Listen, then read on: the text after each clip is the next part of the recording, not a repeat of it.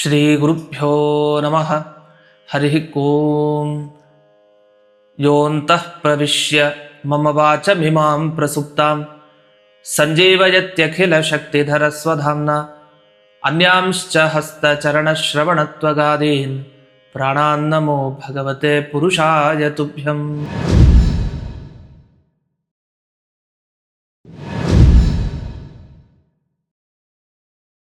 ಆಧ್ಯಾತ್ಮ ಚಿಂತನದ ಎಲ್ಲ ವೀಕ್ಷಕರಿಗೆ ಸ್ವಾಗತ. ನಾವೆಲ್ಲ ಸಂಭ್ರಮದಿಂದ ಹಬ್ಬವನ್ನು ಆಚರಿಸ್ತೀವಿ. ಅನೇಕ ಹಬ್ಬಗಳಿವೆ. ಅದರಲ್ಲಿ ಬಣ್ಣ ಎರಚೋ ಹಬ್ಬ ಅಂತಲೇ ಪ್ರಸಿದ್ಧ ಅದು ಹೋಲಿ ಹಬ್ಬ. ಹೋಲಿ ಹೋಲಿ ಎನ್ನುವ ಶಬ್ದ ಯಾವಾಗಲೂ ನಮಗೆ ಕಿವಿಗೆ ಬಿದ್ದರೆ ನೆನಪಾಗೋದೇ ಬಣ್ಣ. ಕೆಲವ್ರಿಗೆ ಹೋಳಿಗೆ ನೆನಪಾಗುತ್ತೆ, ಮನೇಲಿ ಹೋಳಿಗೆ ಊಟ ಆಗುತ್ತೆ ಅಂತ. ಕೆಲವರು ಬಣ್ಣ ಎರಚ್ಕೊಳ್ತಾ ಇರ್ತಾರೆ. ಅದು ಒಂದು ದಿವಸದ ಬಣ್ಣ ಅಲ್ಲ, ಅದೊಂದು ವಾರ ಎರಚ್ತಾ ಇರ್ತಾರೆ ಸಿಕ್ಕದಾಗಲೆಲ್ಲ, ಹಿಂದೆ ಮುಂದೆ. ಹೋಳಿ ಹುಣ್ಣಿಮೆ ದಿವಸ ಅಲ್ಲ, ಹಿಂದಿನ ದಿವಸ, ಆ ದಿವಸ, ಮಾರನೇ ದಿವಸ, ಹೀಗೆ 1 ದಿವಸ, 3 ದಿವಸ, 5 ದಿವಸ, ಹೀಗೆ ಅನೇಕ ದಿವಸಗಳ ಕಾಲ ಆಚರಿಸುವಂಥ ಹಬ್ಬ ಈ ಹೋಳಿ ಹಬ್ಬ. ಈ ಹೋಳಿ ಹಬ್ಬ ಇಷ್ಟಕ್ಕೆ ಸೀಮಿತನಾ? ಬರೀ ಹೋಳಿಗೆ ಊಟ, ಬಣ್ಣ ಎರಚೋದು ಅಷ್ಟೇನಾ? ಅಲ್ಲ. ನಿಜವಾಗಿ ಏನು ಮಾಡಬೇಕಂದ್ರೆ, ಬಣ್ಣ ಎರಚೋದು ನಿಜ, ಅದು ಸಂತೋಷದಿಂದ ಮಾಡಬೇಕಾದ ಕೆಲಸನೇ. ಅದರ ಜೊತೆಗೆ 2 ಮಾಡಬೇಕಾದ ಕೆಲಸ ಇದೆ. ಪ್ರತಿ ಹಬ್ಬದಲ್ಲೂ ಯಾರೋ ಒಬ್ಬ ದೇವತೆ ಇರ್ತಾನೆ, ಅವನ ಅನುಗ್ರಹ ನಮ್ಗೆ ಆಗಬೇಕು. ಅದರಲ್ಲಿ ದೇವ ದೇವಿ ಇಬ್ಬರು ಇದ್ದಾರೆ ಈ ಹಬ್ಬದಲ್ಲಿ. ದೇವ ಯಾರು ಅಂದರೆ, ನೀವೆಲ್ಲ ಪಂಚಾಂಗದಲ್ಲಿ ನೋಡಿರ್ತೀರಿ, ಹೋಲಿಕಾ ಕಾಮದಹನ ಅಂತ ಬರೆದಿರ್ತಾರೆ ಈ ಹಬ್ಬದ ಹೆಸರು. ನಮಗೆ ಹೋಲಿ ಹಬ್ಬ ಅಂತ ಬರ್ದ್ರೆ ಗೊತ್ತಾಗೋದು ಇದೇನೋ ಬೇರೆ ಹಬ್ಬ ಅಂದ್ಕೊಂಡ್ಬಿಡ್ತೀವಿ. ಆದರೆ ಈ ಹಬ್ಬದ ಹೆಸರಿನಿಂದಲೇ ನಮಗೇನು ಗೊತ್ತಾಗ್ತಾ ಇದೆ ಅಂದರೆ, ಕಾಮನ ಆರಾಧನೆ. ಕಾಮ ಅಂದರೆ ಮನ್ಮಥ. ಮನ್ಮಥ ಅಂತಂದರೆ ರುದ್ರದೇವರ ಮಗ ಸುಬ್ರಹ್ಮಣ್ಯ ಏನಿದ್ದಾನೆ, ಸ್ಕಂದ, ಅವನೇ, ಬೇರೆ ಅಲ್ಲ. ಹಾಗಾದರೆ ಈ ಸ್ಕಂದನ ಆರಾಧನೆನೇ ನಾವು ಸುಬ್ರಹ್ಮಣ್ಯ ಆರಾಧನೆ ಅಂತ ವಿಶೇಷವಾಗಿ ಮಾಡ್ತೀವಿ. ಇನ್ನೊಂದು ಸಲಿ ಅಂದರೆ ಹೋಳಿ ಹುಣ್ಣಿಮೆ ಬಂದಾಗ ಇದೇ ಕಾಮನ ಆರಾಧನೆಯನ್ನು ನಾವು ಮಾಡಬೇಕು. ಇನ್ನು ಹೋಲಿಕಾ ಅನ್ನುವ ಶಬ್ದವನ್ನು ಕೇಳ್ತೀವಿ. ಹೋಲಿಕಾ ಅಂದರೆ ಯಾರು? ಹೋಲ ಅಂತ ಆ ಹೋಲಿಕೆಯ ತಂದೆಯ ಹೆಸರು. ಆದ್ದರಿಂದ ಇವಳಿಗೆ ಹೋಲಿಕಾ ಅನ್ನುವ ಹೆಸರು ಬಂದಿದೆ. ಇವಳ ಆರಾಧನೆಯನ್ನು ವಿಶೇಷವಾಗಿ ಇಂದಿನ ದಿವಸ ಮಾಡಬೇಕು. ಅಂದರೆ ಹೋಲಿಕಾ ದೇವಿಯ ಆರಾಧನೆ, ಕಾಮ ದೇವನ ಆರಾಧನೆ, ಇಬ್ಬರ ಆರಾಧನೆ ಮಾಡಬೇಕು. ಆದ್ದರಿಂದಲೇ ಹೋಲಿಕಾ ಕಾಮದಹನ ಅನ್ನುವ ಹೆಸರು ಬಂದಿದೆ. ಅದೇ ದಹನ ಅನ್ನೋ ಶಬ್ದನ ಬಳಸಿದ್ದಾರೆ. ದಹನ ಅಂದರೆ ಸುಡಬೇಕು ಅಂತ. ಏನು ಸುಡಬೇಕು? ಅದು ಹೋಲಿಕಾ ಪೂಜೆಯನ್ನು ಮಾಡಬೇಕಾದ್ರೆ ಒಂದು ಕ್ರಮ ಇದೆ. ಬೆಂಕಿಯಲ್ಲಿ ಅವಳ ಚಿಂತನೆಯನ್ನು ಮಾಡಬೇಕು, ಬೆಂಕಿ ಒಳಗಡೆ ಇದ್ದಾಳೆ ಅಂತ. ಹಾಗಾಗಿ ದಹನ ಅಲ್ಲಿ ಸುಡಬೇಕು ಅಂತ ಇದೆ. ಇನ್ನು ಕಾಮದಹನ ಅಂದರೆ ಕೆಟ್ಟ ಕಾಮಗಳಿರುತ್ತೆ ಮನುಷ್ಯನಿಗೆ, ಅದೆಲ್ಲ ಸುಟ್ಬಿಡ್ಬೇಕು ಅಂದಿನ ದಿವಸ ಅಂತ. ಹಾಗಾದರೆ ಈ ನಿಟ್ಟಿನಲ್ಲಿ ಈ ಹೋಲಿಕಾ ವ್ರತವನ್ನು ವಿಶೇಷವಾಗಿ ಹೋಳಿ ಹುಣ್ಣಿಮೆ ದಿವಸ ಆಚರಣೆ ಮಾಡಬೇಕು. ಹೇಗೆ ಆಚರಣೆ ಮಾಡಬೇಕು, ಏನು ಮಾಡಬೇಕು ಇವತ್ತಿನ ದಿವಸ ಅನ್ನೋದನ್ನು ನೋಡ್ತಾ ಹೋಗೋಣ. ಮೊದಲಿಗೆ ಕಾಮನ ಬಗ್ಗೆ ಅಂದರೆ ಸ್ಕಂದನ ಬಗ್ಗೆ ನಾವೇನು ಶ್ಲೋಕ ಹೇಳ್ಕೊಡ್ಬೇಕು, ಯಾವ ರೀತಿ ಅವನನ್ನು ಆರಾಧನೆ ಮಾಡಬೇಕು, ಅವನನ್ನು ಸಂತೋಷ ಪಡಿಸೋದು ಹೇಗೆ, ನಮ್ಮ ಜೀವನದಲ್ಲಿ ನಮ್ಮ ಎಲ್ಲ ಕಾಮನೆಗಳು ನಾವೇನೇನು ಅಂದ್ಕೊಳ್ತೀವಿ ಎಲ್ಲ ಸಿಗಬೇಕು ಅಂದರೆ ಆ ಕಾಮನ ಆರಾಧನೆ ಮುಖ್ಯ. ಅದನ್ನು ಹೇಗೆ ಮಾಡಬೇಕು ಅಂತ ತಿಳಿಸ್ತೀನಿ. ಆದರೆ ಅಷ್ಟೇ ಅಲ್ಲ, ಮುಖ್ಯವಾದದ್ದು ಇನ್ನೊಂದಿದೆ. ಹೋಲಿಕಾ ದೇವಿ ಆರಾಧನೆ ಮಾಡಬೇಕು. ಆ ದೇವಿ ಪೂಜೆ ಹೇಗೆ ಮಾಡೋದು, ಆ ದೇವಿ ಹೇಗಿರ್ತಾಳೆ, ಯಾವ ರೀತಿ ಸಂಕಲ್ಪ ಮಾಡಬೇಕು, ಅಲ್ಲಿ ಏನೇನು ವಿಶೇಷವಾಗಿ ಅವಳಿಗೆ ಭಕ್ಷ್ಯಗಳನ್ನು ಅರ್ಪಣೆ ಮಾಡಬೇಕು, ಮತ್ತು ಭೋಜನವನ್ನು ಹಾಕಿಸ್ಬೇಕು, ಬೇರೆಯವ್ರಿಗೆ ಅನ್ನದಾನ ಮಾಡಬೇಕು, ಅದೆಲ್ಲ ಏನು ಮಾಡೋದು, ಅದೆಷ್ಟೆಲ್ಲ ಮಾಡಿದ್ರೆ ಏನು ಫಲ ಸಿಗತ್ತೆ, ಹೀಗೆ ತುಂಬ ವಿಷಯಗಳಿದೆ.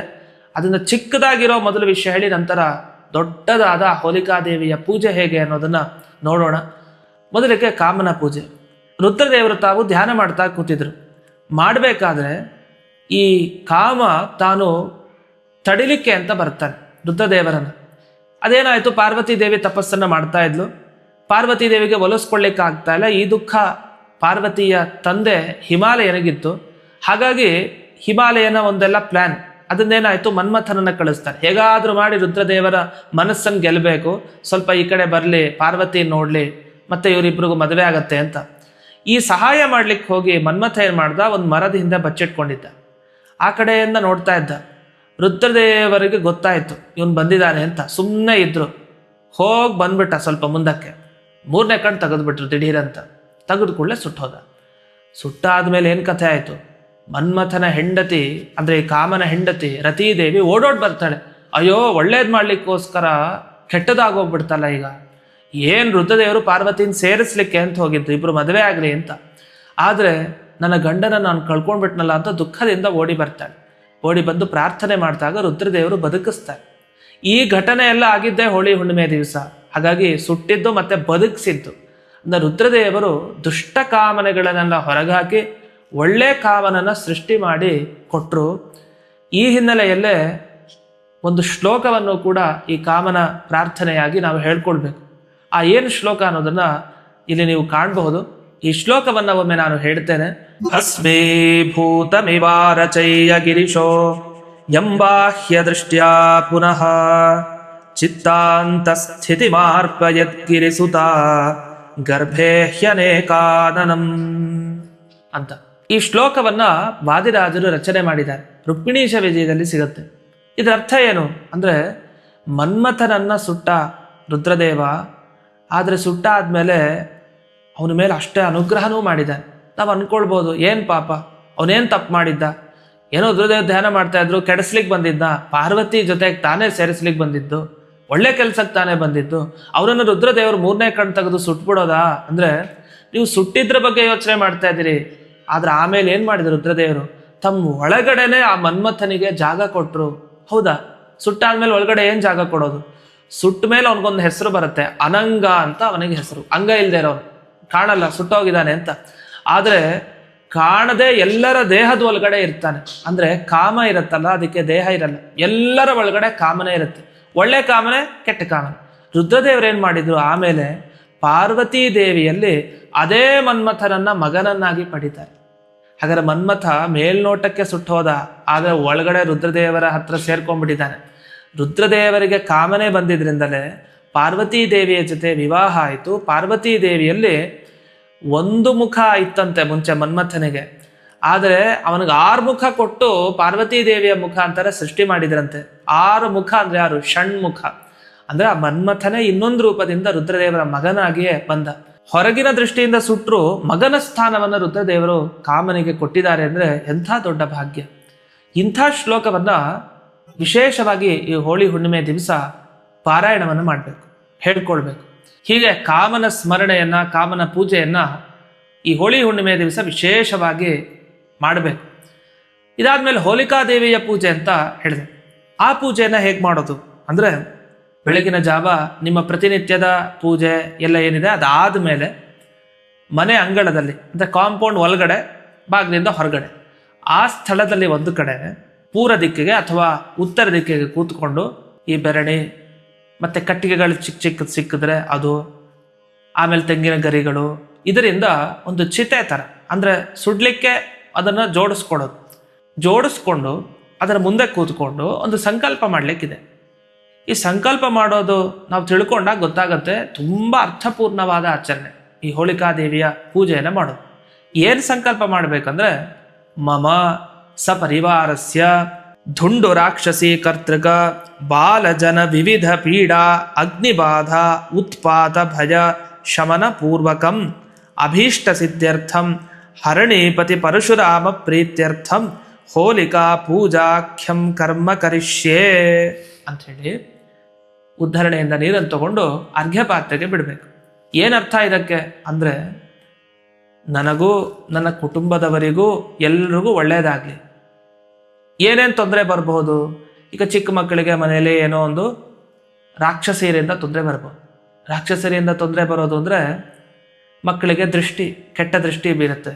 ಕೆಟ್ಟ ದೃಷ್ಟಿ ಇದ್ದಾಗ ಮಕ್ಕಳಿಗೆ ಜ್ವರ ಬರುತ್ತೆ, ಏನೋ ಒಂಥರ ಅನಾರೋಗ್ಯ, ಈ ಥರದೆಲ್ಲ ಬಾಧೆ ಪರಿಹಾರ ಆಗಬೇಕು. ಈ ಕೆಟ್ಟ ದೃಷ್ಟಿ ಹೋಗಲಿಕ್ಕೆ ಮಾಡುವಂಥ ಹೋಲಿಕಾ ಪೂಜೆ. ಅಷ್ಟೇ ಅಲ್ಲ, ಕೆಲವರು ಅಗ್ನಿಯ ಅವಘಡಕ್ಕೆ ಗುರಿಯಾಗ್ಬಿಡ್ತಾರೆ, ಬೆಂಕಿ ಹತ್ಕೊಳ್ಳೋದು, ಇದು ಯಾವುದು ತೊಂದರೆ ಆಗಬಾರ್ದು ಅಂತಾದರೆ. ಹಾಗೆ ಉತ್ಪಾತ ಭಯ, ಅನೇಕ ತರಹ ನಮ್ಮ ತಲೆ ಮೇಲೆ ಕಲ್ಲು ಬಂಡೆ ಬೀಳೋ ಥರ ಸಮಸ್ಯೆಗಳು ಬರುತ್ತೆ. ಇದು ಯಾವುದು ಆಗಬಾರ್ದು, ಇದೆಲ್ಲ ಪರಿಹಾರ ಆಗಬೇಕು ಅಂದರೆ ಹರಣೀಪತಿ ಯಾದ ಪರಶುರಾಮ ದೇವರ ಪ್ರೀತಿ ಆಗಬೇಕು. ಯಾವಾಗ ಪರಶುರಾಮ ದೇವರ ಅನುಗ್ರಹ ಆಗುತ್ತೋ ಎಲ್ಲ ಹೋಗುತ್ತೆ. ಪರಶುರಾಮ ದೇವರ ಅನುಗ್ರಹ ಆಗಬೇಕು ಅಂದರೆ ಈ ಹೋಲಿಕಾ ಪೂಜೆಯನ್ನು ಮಾಡಬೇಕು. ಈ ಹೋಲಿಕಾ ಪೂಜೆಯನ್ನು ಮಾಡಿದಾಗ, ಆ ಹೋಲಿಕಾದೇವಿ ಪೂಜೆಯನ್ನು ಮಾಡಿದ್ರಿಂದ ಹರಣೀಪತಿ ಪರಶುರಾಮ ದೇವರಿಗೆ ಸಂತೋಷ ಆಗಿ ನಮಗೆ ಅನುಗ್ರಹಿಸ್ತಾರೆ. ಆದ್ದರಿಂದ ಹೀಗೆ ಸಂಕಲ್ಪವನ್ನು ಮಾಡಿಕೊಳ್ಳೋದು. ಸಂಕಲ್ಪವನ್ನು ಮಾಡಿಕೊಂಡಾದ್ಮೇಲೆ ದೀಪಯಾಮ್ಯದ್ಯತೆ ಘೋರಾಂ ಅಂತ ಹೇಳಿ ಒಂದು ಶ್ಲೋಕ ಇದೆ. ಈ ಶ್ಲೋಕವನ್ನು ಹೇಳ್ಕೊಳ್ಬೇಕು. ಈ ಶ್ಲೋಕದ ಅರ್ಥ ಏನು ಅಂದರೆ, ಈ ಚಿತೆಯನ್ನು ಏನು ನಿರ್ಮಾಣ ಮಾಡಿದ್ದೀನಿ ಅಂದರೆ ಬೆರಣಿ ಎಲ್ಲ ಹಾಕಿ ಏನು ಇಟ್ಟಿದ್ರಲ್ಲ ಅದನ್ನೆಲ್ಲ ಸುಡ್ತಾ ಇದ್ದೀನಿ ಅಂತ. ಸುಡೋ ಉದ್ದೇಶ ಏನು ಅಂದರೆ, ಆ ಬೆಂಕಿ ಸುಟ್ಟಾಗ ಬರುತ್ತಲ್ಲ, ಆ ಬೆಂಕಿ ಮುಂದೆ ಒಂದು ಶ್ಲೋಕ ಹೇಳ್ಕೊಳ್ಬೇಕು. ಅಲ್ಲಿ ಹೋಲಿಕಾದೇವಿಯನ್ನು ಚಿಂತಿಸ್ಬೇಕು, ಅವಳು ಇದ್ದಾಳೆ ಅಲ್ಲಿ ಅಂತ. ಅದಕ್ಕೋಸ್ಕರ ಆ ಚಿತೆಯನ್ನು ಸುಡೋದು. ಏನಿಲ್ಲ, ಹೋಲಿಕಾದೇವಿ ಜಗತ್ತಿನ ಹಿತಕ್ಕಾಗಿ ಹಾಗೆ ದೇವರ ಪ್ರೀತಿಗಾಗಿ ನಾನು ಈ ಕೆಲಸ ಮಾಡ್ತಾ ಇದ್ದೀನಿ ಅಂತ ಸುಡುತ್ತೆ. ಯಾವಾಗ ಸುಡ್ತಾರೋ ಆಗ ಕೈ ಮುಗಿದುಕೊಂಡು ಆ ಬೆಂಕಿಯನ್ನು ಸ್ವಲ್ಪ ಹಿಂಗೆ ಸ್ಪರ್ಶ ಆಗೋ ಥರ, ಸೀದಾ ಬೆಂಕಿ ಒಳಗಡೆ ಕೈ ಇಟ್ಟರೆ ನಮ್ಮ ಕೈ ಸುಟ್ಟು ಹೋಗುತ್ತೆ. ಹಾಗೆ ಮಾಡ್ಕೊಳ್ಬಾರ್ದು. ಸುಮ್ಮನೆ ಮುಟ್ಟೋ ಥರ ಮಂಗಳಾರತಿ ತಗೊಳ್ತೀವಲ್ಲ ಆ ಥರ ಸುಮ್ಮನೆ ಹೀಗೆ ಅಗ್ನಿ ಸ್ಪರ್ಶವನ್ನು ಮಾಡಿ ಆಮೇಲೆ ಹೋಳಿಕಾದೇವಿಯ ಧ್ಯಾನ ಶ್ಲೋಕವನ್ನು ಹೇಳ್ಕೊಳ್ಬೇಕು. ಧ್ಯಾನ ಶ್ಲೋಕ ಸಪ್ತಹಸ್ತಾಂ ಚತುಶೃಂಗೀಂ ಅಂತ ಇದೆ. ಅದನ್ನ ಇಲ್ಲೇ ನೀವು ನೋಡಬಹುದು. ಈ ಶ್ಲೋಕದ ಅರ್ಥ ಏನು ಅಂದರೆ, ಹೋಳಿಕಾದೇವಿ ಹೇಗಿರ್ತಾಳೆ ಅಂದರೆ, ಅವಳು ಅಗ್ನಿಯ ರೂಪದಲ್ಲಿ ಇರ್ತಾಳೆ. ಅಗ್ನಿ ಅಂದರೆ ಅವಳೇ ಹೋಳಿಕಾದೇವಿ. ನಮ್ಮ ಮನೆ ಹೊರಗಡೆ ಅಂಗಳದ ಹೊರಭಾಗದಲ್ಲಿ ಕಾಣ್ತಾ ಇದ್ದಾಳೆ ಅಗ್ನಿ ರೂಪದಲ್ಲಿ. ಅವಳಿಗೆ ಭುಜಗಳಿದೆ. ಎಷ್ಟಿದೆ? 7 ಭುಜ ಇದೆ. ಹಾಗೆ ಕೊಂಬು ಇದೆ, 4 ಕೊಂಬಿದೆ. ಯಾರಿಗೆ? ಹೋಲಿಕಾದೇವಿಗೆ. 2 ತಲೆ ಅವಳಿಗೆ, 7 ನಾಲಿಗೆಗಳು ಇವೆ. ಆರಾಮಾಗಿ ನಗುಮುಖದಲ್ಲಿ ಸ್ವಸ್ತಿಕಾಸನದಲ್ಲಿ ಕೂತ್ಕೊಂಡಿದ್ದಾಳೆ. ಇನ್ನು ಅವಳಿಗೆ 3 ಕಾಲುಗಳು. ಇನ್ನು ವಾಹನ ಯಾವುದು? ಮೇಕೆ.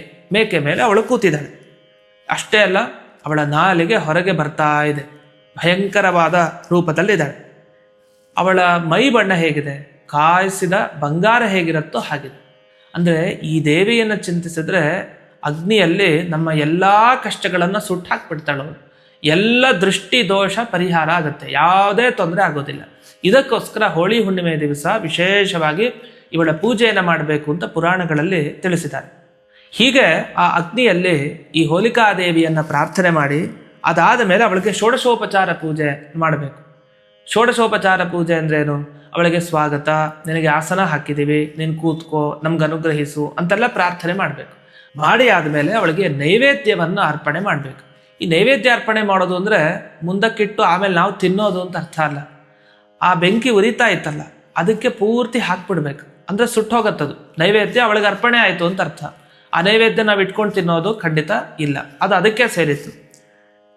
ಹಾಗಾದರೆ ನೈವೇದ್ಯ ಮಾಡೋ ಮುಂಚೆ ಏನು ಮಾಡಬೇಕು? ಆರತಿಯನ್ನು ಮಾಡಬೇಕು. ಮೊದಲು ಆರತಿ, ನೈವೇದ್ಯ, ಆಮೇಲೆ ಮತ್ತೆ ಆರತಿ ಏನೋ ಮಾಡಬೇಕು. ಈ ವಿಷಯದಲ್ಲಿ ಒಂದು ಅಂಶವನ್ನು ಗಮನಿಸಬೇಕು.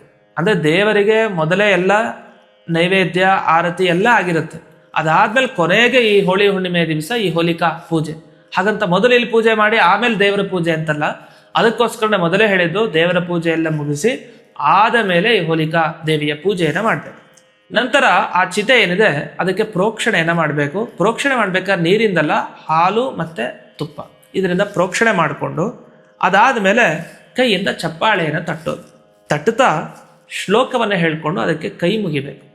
ಏನು ಹೇಳಬೇಕು ಶ್ಲೋಕ? ನಮಸ್ತೆ ಸರ್ವಕಲ್ಯಾಣಿ ಅಂತ ಶ್ಲೋಕ.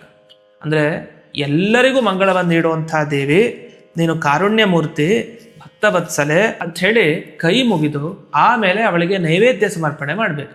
ನೈವೇದ್ಯ ಕಾಲದಲ್ಲಿ ಏನು ಅವಳಿಗೆ ಅರ್ಪಣೆ ಮಾಡಬೇಕು ಅಂದರೆ, ಹೋಳಿಗೆ ಕೆಲವರು ಅರ್ಪಣೆ ಮಾಡ್ತಾರೆ, ಕೆಲವರು ಬೆಲ್ಲ, ಹೀಗೆ ಅರ್ಪಣೆ ಮಾಡ್ತಾರೆ. ಅಂತೂ ಹೂರಣ ಏನಿದೆ ಅದನ್ನು ಅರ್ಪಣೆ ಮಾಡೋದು ಉಚಿತ. ಅದು ಯಾವ ರೂಪದಲ್ಲಾದ್ರೂ ಸರಿ, ಮೂಲ ಪದಾರ್ಥ ಬೆಲ್ಲವನ್ನಾದರೂ ಹಾಕಿ ಅಥವಾ ಹೋಳಿಗೆಯನ್ನಾದರೂ ಹಾಕಿ ಅಂತೂ ನೈವೇದ್ಯ ಸಮರ್ಪಣೆಯನ್ನು ಮಾಡಬೇಕು. ಅದರಿಂದ ಆ ಹೋಳಿಕಾದೇವಿಗೆ ಪರಿಪೂರ್ಣವಾಗಿ ತೃಪ್ತಿ ಆಯಿತು ಅಂತ ಅರ್ಥ.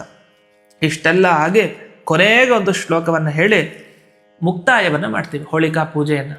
ಯಾವತ್ತೂ ಯಾವ ದೇವಿಯನ್ನು ಮನೆಗೆ ಕರಿತೀವಿ ಈ ರೂಪದಲ್ಲಿ ಬಾ ಅಂತ, ಅವಳನ್ನು ಹಾಗೆ ವಾಪಸ್ಸು ಬೀಳ್ಕೊಡ್ಬೇಕು. ಆಯ್ತಮ್ಮ, ನಿನ್ನ ಅನುಗ್ರಹ ನನ್ನ ಮೇಲಾಗಲಿ, ನಿನ್ನ ಬೀಳ್ಕೊಡ್ತೀನಿ, ನಿನ್ನ ಸ್ಥಾನಕ್ಕೆ ನೀನು ಹೋಗು, ನನಗೆ ಎಂದೆಂದಿಗೂ ಕೂಡ ಪರಿವಾರದ ಜೊತೆಗೆ ಯಾವುದೇ ಒಂದು ಬೆಂಕಿಯಿಂದ ತೊಂದರೆ ಆಗಲಿ, ಬೇರೆ ವಿಷದ ಬಾಧೆಯಾಗಲಿ, ದೃಷ್ಟಿ ದೋಷ ಆಗಲಿ ಏನೂ ಆಗಬಾರ್ದು ಅಂಥೇಳಿ ಬೀಳ್ಕೊಡೋ ಸಮಾರಂಭ ಅಂತ ಹೇಳ್ತೀವಲ್ಲ, ಆ ಥರ ಒಂದು ಶ್ಲೋಕ ಹೇಳಬೇಕು. ಹೋಲಿಕೆ ಹೋಲತನಯೇ ಅಂತ ಆ ಶ್ಲೋಕ. ಹೋಲನ ಮಗಳಾದ ಹೋಲಿಕಾದೇವಿ, ನೀನು ನನ್ನ ಪೂಜೆಯನ್ನು ಸ್ವೀಕಾರ ಮಾಡಿ ನನ್ನನ್ನು, ನನ್ನ ಪರಿವಾರವನ್ನು ಈ ಬೆಂಕಿಯ ಭಯದಿಂದ, ವಿಷದ ಭಯದಿಂದ, ದೃಷ್ಟಿ ಭಯದಿಂದ ಎಲ್ಲದರಿಂದಲೂ ಕೂಡ ನನ್ನ ಕಾಪಾಡಿ ಅಂತ ಆ ಹೋಲಿಕಾದೇವಿಯನ್ನು ಪ್ರಾರ್ಥನೆ ಮಾಡಿ ಅನೇನ ಹೋಲಿಕಾ ಪೂಜನ ಕರಣೇನ ಮಧ್ವಾಂತರ್ಗತಃ ಶ್ರೀ ಹರಿಣೀಪತಿ ಪರಶುರಾಮ ಪ್ರೀಯತಾಂ ಸುಪ್ರೀದೋ ವರದೋ ಭವತು ಶ್ರೀಕೃಷ್ಣಾರ್ಪಣಮಸ್ತು ಅಂತ ಹೇಳಿ ಉದ್ಧರಣೆಯಿಂದ ನೀರನ್ನು ತಗೊಂಡು ಅರ್ಘ್ಯ ಪಾತ್ರೆಗೆ ಬಿಡಬೇಕು. ಇದಾದ್ಮೇಲೆ ಮುಖ್ಯವಾದದ್ದು ಮಧ್ಯಾಹ್ನದ ಹೊತ್ತು ಅನ್ನದಾನ, ಅಂದರೆ ಬ್ರಾಹ್ಮಣ ದಂಪತಿಗಳಿಗೆ ಭೋಜನವನ್ನ ಮಾಡಿಸ್ಬೇಕು, ಅನೇಕರಿಗೆ ಅನ್ನದಾನ ಮಾಡಿಸ್ಬೇಕು. ಹೀಗೆ ವಿಶೇಷವಾಗಿ ಅನ್ನದಾನ ನಡೆದ್ರೆ ಹೋಲಿಕಾದೇವಿಗೆ, ಹರಿಣೀಪತಿ ಪರಶುರಾಮ ದೇವರಿಗೆ ತೃಪ್ತಿ ಆಗುತ್ತೆ. ಅಲ್ಲ, ನಮಗೆ ಯಾರು ಸಿಗಲ್ಲ ಆ ಟೈಮ್ನಲ್ಲಿ, ಎಲ್ಲರೂ ಬಣ್ಣ ಎರಚ್ಕೊಳ್ತಾ ಇರ್ತಾರೆ, ಯಾರನ್ನು ಕರೆದು ಊಟಕ್ಕೆ ಹಾಕೋಣ ಅಂತ ಯೋಚಿಸ್ಬೇಡಿ. ಸಂಕಲ್ಪ ಮಾಡಿ ಸ್ವಯಂ ಪಾಕಕ್ಕೆ ಅಂತ ಕೊಡಿ. ಸ್ವಯಂ ಪಾಕ ಅಂದ್ರೆ ಏನು ಅಂತ ಕೆಲವ್ರಿಗೆ ಗೊತ್ತಿಲ್ಲದೆ ಇರಬಹುದು. ಸ್ವಯಂ ಪಾಕ ಅಂದ್ರೆ ಏನು? ತಾವೇ ಮನೆಯಲ್ಲಿ ಅಡುಗೆ ಮಾಡ್ಕೊಳ್ಳಿಕ್ಕೆ ಬೇಕಾದ ಪದಾರ್ಥಗಳೇನಿದೆ ಅದನ್ನೆಲ್ಲ ಕೊಡೋದು. ಅವರು ಅವತ್ತಿನ ದಿವಸ ಮನೆಯಲ್ಲಿ ಬ್ರಾಹ್ಮಣ ದಂಪತಿಗಳು ತಾವೇ ಆ ಪದಾರ್ಥವನ್ನು ಬಳಸ್ಕೊಂಡು ಅಡುಗೆ ಮಾಡಿಕೊಂಡು ತಿಂತಾರೆ. ಅದು ಅನ್ನದಾನ ಆಯ್ತು. ಈ ರೀತಿ ಅನ್ನದಾನಕ್ಕೆ ಬೇಕಾದ ದಕ್ಷಿಣೆ ಕೊಡಬಹುದು, ಅದಕ್ಕೆ ಬೇಕಾದ ಪದಾರ್ಥ ಕೊಡ್ಬೋದು, ಇಲ್ಲ ಸಾಕ್ಷಾತ್ತಾಗಿಯೂ ಮಾಡಬಹುದು. ಹೀಗೆ ಹೋಲಿಕಾದೇವಿಯ ಪೂಜೆಯನ್ನು ವಿಶೇಷವಾಗಿ ಅನ್ನದಾನದ ಮುಖಾಂತರ ಮಾಡಿ ರಾತ್ರಿ ಕಾಲದಂದು ಕುಣಿಯೋದು, ಸಂಗೀತವನ್ನು ಹೇಳೋದು, ಅದು ಕಾಮನ ಬಗ್ಗೆ ಮನ್ಮಥನ ಆರಾಧನೆಯನ್ನು ವಿಶೇಷವಾಗಿ ಮಾಡೋದು. ಇದಾದ ಮೇಲೆ ಮಾರನೇ ದಿವಸ ಒಂದು ಕೆಲಸ ಮಾಡೋದಿದೆ.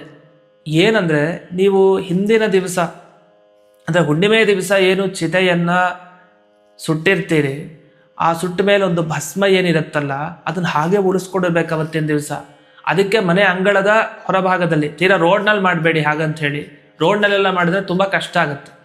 ರೋಡ್ನಲ್ಲಿ ಮಾಡಬಾರ್ದು. ಯಾಕೆಂದರೆ ಆ ಭಸ್ಮ ಏನಿದೆಯಲ್ಲ, ಆ ಭಸ್ಮವನ್ನು ಮಾರನೇ ದಿವಸ ಅಂದರೆ ಹುಣ್ಣಿಮೆಯ ರಾತ್ರಿ ಎಲ್ಲ ಕಳೆದ ಆದಮೇಲೆ ಮಾರನೇ ದಿವಸ ಸ್ವಲ್ಪ ಹಚ್ಕೊಳ್ಬೇಕು. ಬೂದಿಯನ್ನು ಹಚ್ಕೊಳ್ಳೋದು ಅಂತ ಅರ್ಥ. ಆ ಬೂದಿ ಅಂದ್ರೆ ಏನು? ಅದು ವಿಭೂತಿ ರೂಪದ ಲಕ್ಷ್ಮೀದೇವಿ ಅಂತ ಅರ್ಥ. ಸ್ವಲ್ಪ ಹಚ್ಕೊಳ್ಳೋದು, ಹಾಗಂತ ಮೈಯೆಲ್ಲ ಬಳ್ಕೊಂಡ್ಬಿಡೋದು ಅಂತ ಅರ್ಥ ಅಲ್ಲ. ಸುಮ್ಮನೆ ಕುಂಕುಮ ಎಲ್ಲ ಹಚ್ಕೊಳ್ಳೋ ಥರ ಸುಮ್ಮನೆ ಹಚ್ಕೊಳ್ಳೋದು ಸ್ವಲ್ಪ. ಆದರೆ ಲಕ್ಷ್ಮೀದೇವಿಯ ಅನುಸಂಧಾನ ಬಹಳ ಮುಖ್ಯ. ಆ ಅನುಸಂಧಾನದಿಂದ ಹಚ್ಚಿಕೊಂಡ್ರೆ ನಿಮ್ಮ ಮನೆಗಳಲ್ಲಿ ಸೌಭಾಗ್ಯ ಪ್ರಾಪ್ತಿ. ಆವಾಗ ಒಂದು ಶ್ಲೋಕವನ್ನು ಹೇಳ್ಕೊಳ್ಳಿಕ್ಕಿದೆ, ವಂದಿತಾಸಿ ಸುರೇಂದ್ರೇಣ. ಅಂದರೆ ಆ ಬೂದಿಯ ರೂಪದಲ್ಲಿ ಲಕ್ಷ್ಮೀದೇವಿ ಅಲ್ಲಿ ಇರ್ತಾಳೆ, ವಿಭೂತಿ. ಆದ್ದರಿಂದ ಬ್ರಹ್ಮದೇವರಾಗಲಿ ರುದ್ರದೇವರಾಗಲಿ ಎಲ್ಲರೂ ನಮಸ್ಕಾರ ಮಾಡುವಂಥ ಹೇ ಲಕ್ಷ್ಮೀದೇವಿಯೇ, ಈ ಬೂದಿಯಲ್ಲಿರುವಂಥ ನೀನು, ಸನ್ನಿಹಿತಳಾದ ನೀನು ನನಗೆ ಅನುಗ್ರಹಿಸು ಅಂಥೇಳಿ ಈ ಶ್ಲೋಕದ ಅರ್ಥ. ಇದನ್ನು ಮನಸ್ಸಿನಲ್ಲಿ ತಂದುಕೊಂಡು ಆ ಬೂದಿಯನ್ನು ಹಚ್ಕೊಳ್ಬೇಕು ಸ್ವಲ್ಪ. ಇನ್ನು ಈ ಬೂದಿಯನ್ನು ಹಚ್ಕೊಳ್ತೀವಲ್ಲ, ಇದಕ್ಕೇನು ಫಲ ಅಂದರೆ ಇನ್ನೊಂದು ಶ್ಲೋಕ ಹೇಳುತ್ತೆ ಅದಕ್ಕೇನು ಫಲ. ಇದು ಹೋಲಿಕಾದೇವಿಯ ದೇಹದಿಂದ ಹೊರಗೆ ಬಂದಂತಹ ಬೂದಿ. ಇದು ಆ ಚಿತೆ ಅಂತ ಅವಳನ್ನೇ ಕಲ್ಪನೆ ಮಾಡಿ ನಾವು ಸುಟ್ಟಿದ್ರಿಂದ ಅಲ್ಲಿ ಅವಳಿಂದ ಬಂದಂತಹ ಈ ಬೂದಿ, ಇದನ್ನ ಧರಿಸಿದ್ರಿಂದ ಏನಾಗತ್ತೆ ಅಂದರೆ, ಈಗ ಚಿಕ್ಕ ಮಕ್ಕಳಿಗೆ ನಾವು ನೋಡ್ತೀವಿ ಈ ಕಪ್ಪನ್ನು ಹಚ್ತಾರೆ, ಈ ಕೆನ್ನೆಗೆ, ಹಣೆಗೆ, ಬೇರೆ ಬೇರೆ ಕಡೆ ಹಚ್ತಾರೆ. ಯಾಕೆ ಹಚ್ತಾರೆ? ಚಿಕ್ಕ ಮಕ್ಕಳಿಗೆ ದೃಷ್ಟಿ ಆಗದೆ ಇರಲಿ ಅಂತ. ಈಗಿನ ಕಾಲದಲ್ಲಿ ದೊಡ್ಡವ್ರಿಗೂ ದೃಷ್ಟಿ, ತುಂಬ ವಯಸ್ಸಾದವ್ರಿಗೂ ದೃಷ್ಟಿ, ಮಧ್ಯಮದವರು ದೃಷ್ಟಿ, ಯುವಕರಿಗೆ ದೃಷ್ಟಿ, ಯುವತಿಯರಿಗೆ ದೃಷ್ಟಿ, ಚಿಕ್ಕ ಮಕ್ಕಳಿಗೆ ಎಲ್ರಿಗೂ ದೃಷ್ಟಿ ಇದ್ದೇ ಇರುತ್ತೆ. ಆದರೆ ಚಿಕ್ಕ ಮಕ್ಕಳಿಗೆ ಬೇಗ ತಾಕತ್ತೆ ಅಂತ. ಈಗ ಎಲ್ರಿಗೂ ತಾಕತ್ತೆ ದೃಷ್ಟಿದೋಷ. ಇದೆಲ್ಲ ಪರಿಹಾರ ಆಗಬೇಕು ಅಂದರೆ ಚಿಕ್ಕ ಮಕ್ಕಳಿಗೆ ಹೇಗೆ ಇಡ್ತಾರಲ್ಲ ಹಾಗೆ ಎಲ್ಲರೂ ಈ ಹೋಲಿಕಾ ದೇವಿಯ ದೇಹದಿಂದ ಬಂದ ಆ ಬೂದಿಯಿಂದ ಅದನ್ನು ಹಚ್ಕೊಳ್ಳೋದು. ಆ ಥರ ಅದನ್ನು ಹಚ್ಕೊಂಡಾಗ ಯಾವುದೇ ದೃಷ್ಟಿ ಆಗೋದಿಲ್ಲ, ಎಲ್ಲ ತರಹದ ಭಯ ಪರಿಹಾರ ಆಗುತ್ತೆ. ಕೆಲವರು ಯಾವಾಗಲೂ ಭಯ ಭಯ ಅಂತ ಅರ್ತಾರೆ, ಸುಮ್ಮನೆ ಭಯ ಭಯ ಅಂತ. ಆ ಭಯ ಹೋಗಬೇಕು ಅಂದರೆ ಈ ಥರದ ಕ್ರಮವನ್ನು ಅವಶ್ಯವಾಗಿ ಅನುಷ್ಠಾನ ಮಾಡಬೇಕು. ಅಲ್ಲದೆ ಇದನ್ನು ಹಚ್ಕೊಳ್ಳೋದ್ರಿಂದ ನನ್ನ ದೇಹದಲ್ಲಿರುವಂಥ ರೋಗಗಳೆಲ್ಲ ಪರಿಹಾರ ಆಗಲಿ ಅಂತ ಪ್ರಾರ್ಥನೆ ಮಾಡಿರ್ತೀವಿ. ಹಾಗಾಗಿ ಈ ಥರ ಆ ಬೂದಿಯ ಒಂದು ಸಂಪರ್ಕ ನಮ್ಮ ದೇಹಕ್ಕಾದರೆ ಅದನ್ನು ಹಚ್ಚಿಕೊಂಡ್ರೆ ಎಲ್ಲ ರೋಗಗಳ ಪರಿಹಾರ ಆಗುತ್ತೆ, ಭಯಗಳು ಪರಿಹಾರ ಆಗತ್ತೆ. ಅಷ್ಟೇ ಅಲ್ಲ, ಮಾನಸಿಕ ರೋಗ ಪರಿಹಾರ ಅಷ್ಟೇ ಅಲ್ಲ, ಮುಖ್ಯವಾಗಿ ಫಲ ಏನು? ಒಳ್ಳೆಯ ಧನ ಸಂಪತ್ತು ಸಿಗತ್ತೆ. ಯಾಕೆ? ಈ ಬೂದಿ ಅಂದ್ರೆ ಏನು? ಲಕ್ಷ್ಮೀ ರೂಪ ಅಂತ ಅದಕ್ಕೆ ಹಿಂದೆ ಹೇಳಿ. ಲಕ್ಷ್ಮೀ ರೂಪದ ಆ ಬೂದಿಯನ್ನು ಹಚ್ಚಿಕೊಂಡಾಗ ನಮ್ಮ ದೇಹಕ್ಕೆ ಲಕ್ಷ್ಮಿ ನಮ್ಮ ಒಳಗಡೆ ಬಂದ್ಲು ಅಂದ್ರೆ ನಮ್ಮ ಮನೆಯ ಒಳಗಡೆನೂ ಕೂಡ ಅವಳು ಓಡಾಡ್ತಾಳೆ. ಅಂದ್ರೆ ಒಳ್ಳೆಯ ಧನ ಸಂಪತ್ತು ಆ ಮನೆಗೆ ಬರುತ್ತೆ ಅಂತ ಅರ್ಥ. ಹೀಗೆ ಈ ಹೋಲಿಕಾದೇವಿಯ ಪೂಜೆ ಅನ್ನೋದು ವಿಶೇಷವಾಗಿ ಹೋಳಿ ಹುಣ್ಣಿಮೆ ದಿವಸ ಮಾಡಿ ಮಾರನೇ ದಿವಸ ಈ ಆಚರಣೆ ಹಚ್ಚಿಕೊಳ್ಳೋವರೆಗಿದೆ. ಆಮೇಲೆ ಮಧ್ಯಾಹ್ನ ಕಾಲ ಯಥಾವತ್ತಾಗಿ ಭೋಜನಾದಿಗಳು, ಅನ್ನದಾನ ನಡೆಯುತ್ತೆ. ಈ ರೀತಿಯಲ್ಲಿ ಹೋಲಿಕಾದೇವಿಯ ಪೂಜೆಯನ್ನ ವಿಶೇಷವಾಗಿ ಸಂಕಲ್ಪ ಮಾಡಿಕೊಂಡು ಮಾಡೋದ್ರ ಜೊತೆಗೆ ಕಾಮನ ಪೂಜೆಯನ್ನು ಮಾಡಿರ್ತೀವಿ. ಈ ಕಾಮನ ಪೂಜೆಯನ್ನು ಮಾಡಿದ್ದಕ್ಕೆ ಏನು ಫಲ? ಹೋಲಿಕಾದೇವಿ ಪೂಜೆ ಮಾಡಿದಾಗ ಇಷ್ಟೊಂದು ಫಲ.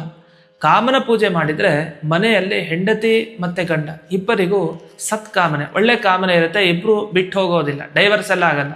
ಚೆನ್ನಾಗಿರ್ತಾರೆ ಅಂತ ಅರ್ಥ. ಅಷ್ಟೇ ಅಲ್ಲ, ಗಂಡ ಹೆಂಡತಿ ಯಾವಾಗಲೂ ಅನ್ಯೋನ್ಯವಾಗಿ ಪ್ರೀತಿಯಿಂದ ಇದ್ದರೆ ಅಲ್ಲಿ ಸಂತಾನ ಚೆನ್ನಾಗಿ ಆಗುತ್ತೆ, ಅಂತ ಒಳ್ಳೆ ಮಕ್ಕಳು ಹುಟ್ಟುತ್ತಾರೆ, ಹಾಗೆ ಮೊಮ್ಮಕ್ಕಳು ಹೀಗೆ ಮುಂದೆ ಜನಿಸ್ತಾ ಹೋಗ್ತಾರೆ, ವಂಶಾಭಿವೃದ್ಧಿ ಆಗುತ್ತೆ. ಇದೆಲ್ಲದಕ್ಕೂ ಕಾರಣ ಯಾರು? ಕಾಮ.